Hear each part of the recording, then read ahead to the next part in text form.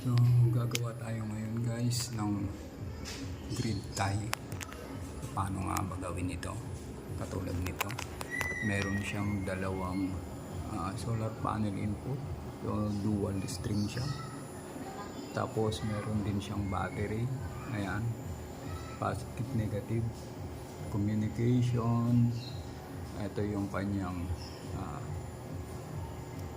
input power galing sa grid. Ito naman yung kanyang emergency power. So yun, gagawin natin to. Ituturo ko ngayon. Meron tong battery. So ito naman yung kanyang breaker. Yan. Tapos dito yung battery nya.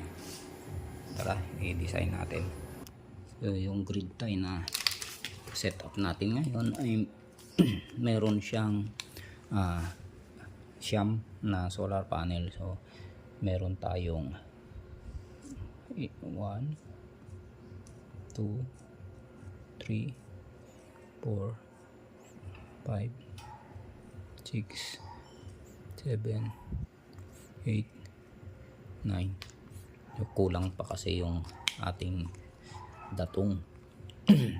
So tapos meron tayong inverter na 6 kilowatt. So 6 kilowatt, meron siyang dual string. So dual string, meron kang battery, tapos meron siyang papunta sa grid, may backup din. So hindi muna natin yung backup kasi lang, madali lang naman yun. So yun, yung mga solar panel is connected lang siya sa series, katulad lang din ng on grid o grid tie. Kasi grid tie lang din naman ito, tinawag ko na hybrid dahil pwede kang mag-input ng battery, ng generator, yan, ganyan. So ito papunta sa ating positive input sa kanyang tawag dito. Dito na lang sa kabila, yan, para may way yung isa. So yan yung negative nya, yan, papunta din sa kabila, yan.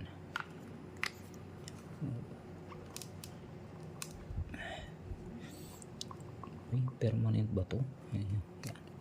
So hindi siya, pero yun, papunta dito. Tapos sa negative, positive, pupunta rito, naging itim yan. Tapos yung isa ay ganun din, pumunta din sa input na positive. So, series lang din tong tatlo na to. So yung negative nya pumunta lang din, di connected. So pumunta lang din dito sa ito yung PB1, PB2. So yan, ganyan. Siyempre dumaan yan ng breaker itong mga to. 15 ampere yung ginamit kong DC breaker dyan, para madali lang munang maintindihan. So ganyan lang muna. Tapos yung battery ko, meron akong battery na battery bank lipo Porsche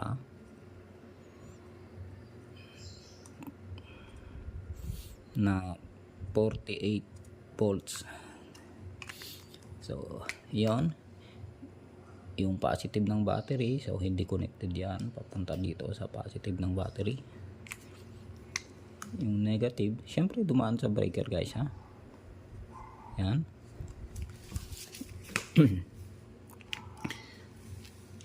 Tapos yung kanyang ito, papunta siya sa grid, punta sa main panel, sa panel na lang, yan, papunta sa panel 220 o 230 volts.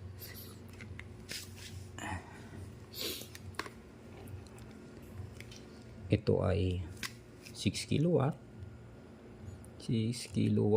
Malalaman mo na yan ulit.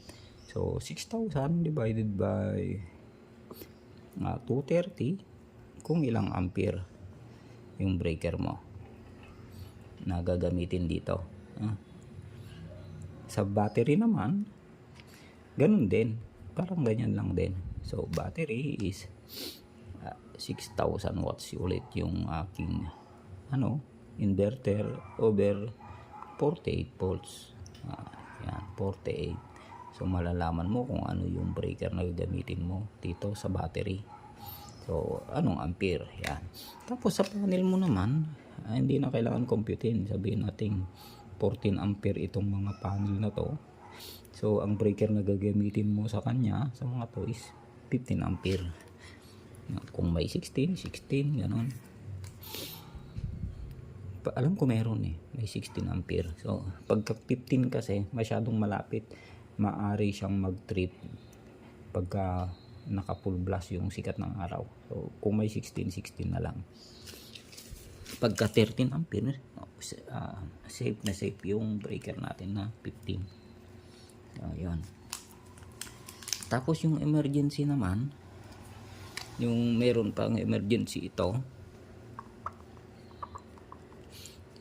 pupunta sa emergency ay 220 volts din to. So syempre may din to, may capacity, depende sa specs nito. So lalagyan mo na lang din ng breaker ito. Halimbawa ang nilagay niyang emergency nito, capacity is 3 kilowatt. Ang emergency natin is 3 kilowatt. Edi divide natin sa 230 volts. Ilang ampere yung breaker na gagamitin natin dito sa emergency. So ganun ang nangyari sa setup ko. Yung breaker natin, halimbawa sa solar panel, galing sa solar panel, meron tayong breaker dito, DC. Tapos papunta sa inverter.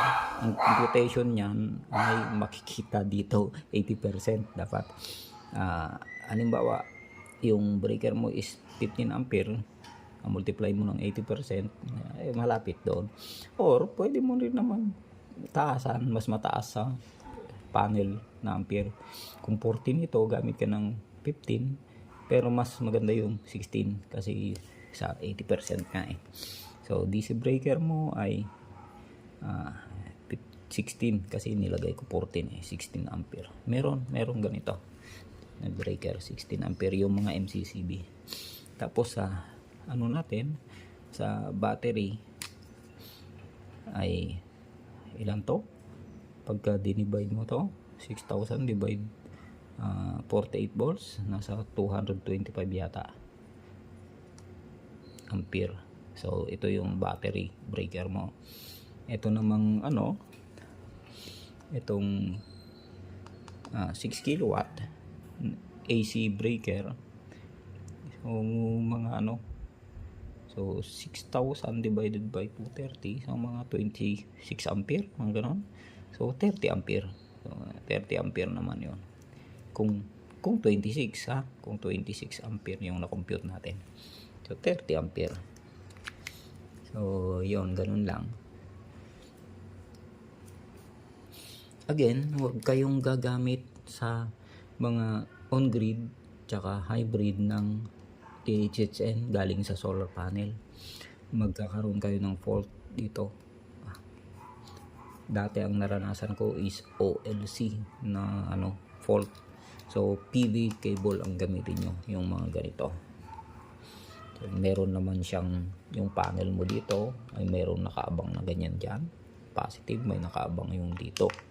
So gagawa ka lang din ng ganito, dudugtong mo rito, yan, salpak yan. Tapos sa negative mo, salpak.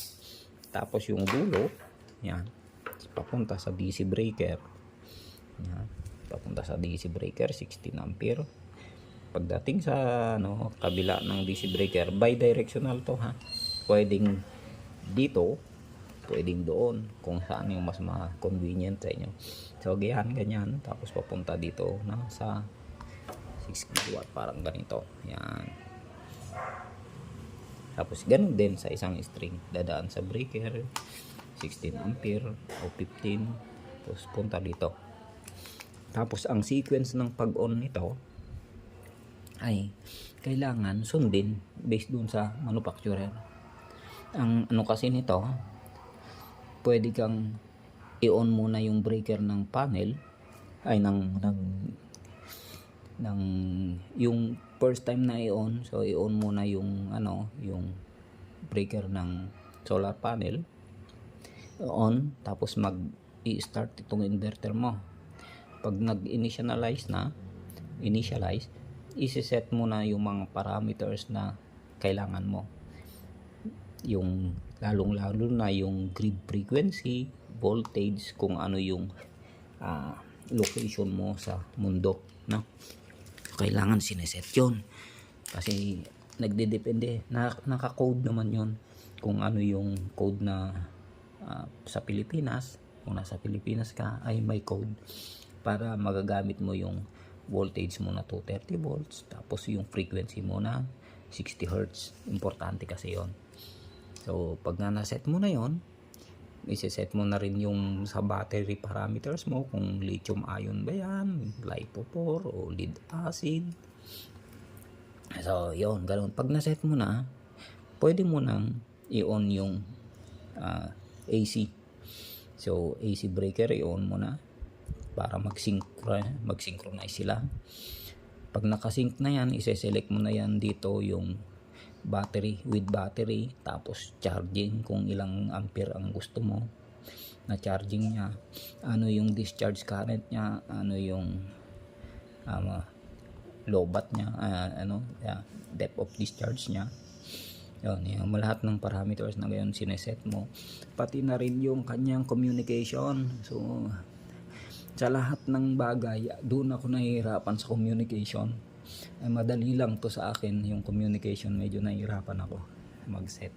I-set, kailangan mo kasi ma-monitor mo sa cellphone mo ma-monitor mo sa computer para kung may nag-fault kahit nasaan ka man ay makikita mo.